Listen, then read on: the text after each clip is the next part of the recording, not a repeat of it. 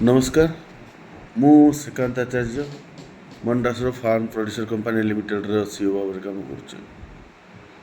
तो मु दीर्घ 27 वर्ष है सोशल सेक्टर रे काम कर विभिन्न सरकारी प्रोजेक्ट रे मान वाटर सेड हो कि ओएफएसडीपी हो कि आम जंगल योजना हो केयर इंडिया तरीना पाथवेज प्रोजेक्ट तो गला Bhaskar foundation RPL training programme.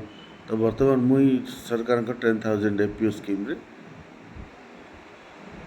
मंडासर farm producer company limited CEO भाव काम कर।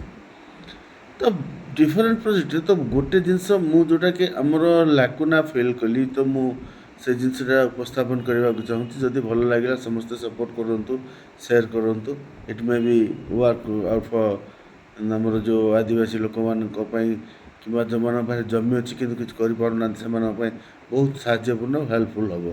तो फर्स्ट जिनस मोर दुईटा कनसेप्ट अच्छी गोटे है मल्टी प्रोडक्शन यूनिट आ गोटे मल्टी प्रोसेसिंग यूनिट जो थी कि आम बहुत लोक एंगेज करके रखिपर और से प्रति मासरे किसी ना कि आदाय कर सुजोग भी मिल पार। जमी एवं कौन चाकरी आउ चाष भितर डिफरेन्स है चाकरी प्रति मासरे गोटे सर्टेन दरमा अच्छे 20,000 कि 25,000 कि 40,000 कि 50,000 दरमा पाइली जोटा को मुझे एक्सपेक्ट करें कि मंथली मुझे जिनसा को खर्च करी किंतु चाषर कौन से जिनसा कि माने सर्टेनिटी रोनी कौन कि चाष खराब हो गला मिलानी कि पैसा चाष भल है जी पैसा मिलला बाकी सुझार सरीगला तो बाकी दिन माने अलग दिन जाक केमी हाउ टू मैनेज दो डेट्स।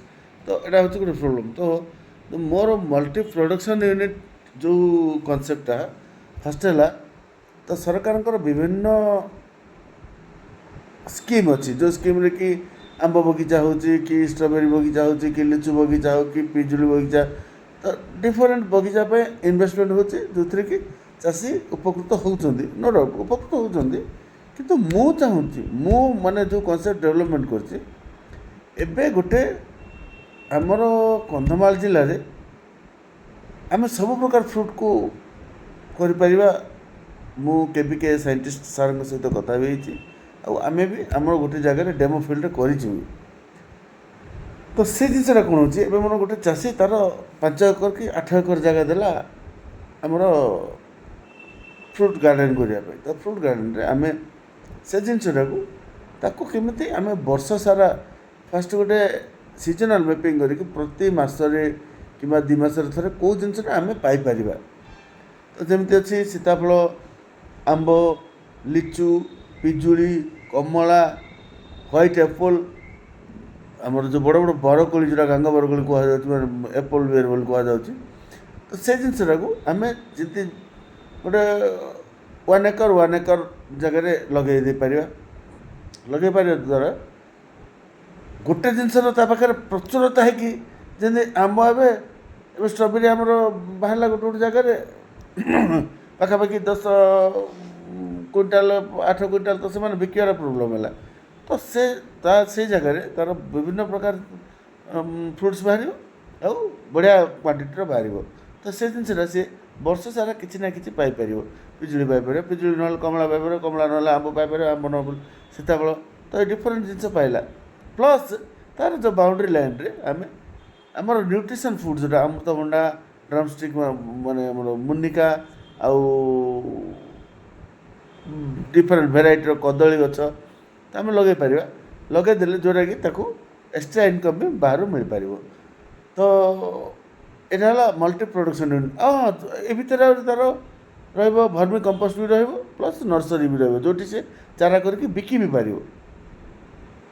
यहाँ है fruits garden same flower garden जोटा जो गेंडु फूल दिया जोटा तो सीठी आम गेंडु फूल ये जो 10 एकर जगह गेंडु फूल न देकी गोटे एकर मंदार आउ गोलाप जो थी थे इनभेस्टमेंट कले आ बारंबार इनभेस्ट नहीं किंतु वर्ष सारा सी आदाय देव टगर रजनीगंधा गार्डवेल बाकी आमर जो मल्ली ता भर गेंडु फूल से चाष कर सेवती आ नर्सरी विभिन्न प्रकार नर्सरी भी कर मल्टी प्रोडक्शन यूनिट जब भल लगे निश्चय लाइक करेंगे शेयर करेंगे।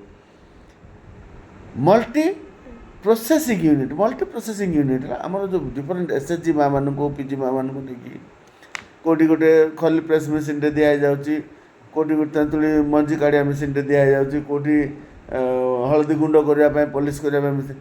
ତ ଏଇ ଜିନିଷଟା ଠିକ୍ ଅଛି, କିନ୍ତୁ ଆମେ ଗୋଟେ ଗୋଟେ ଜିପିରେ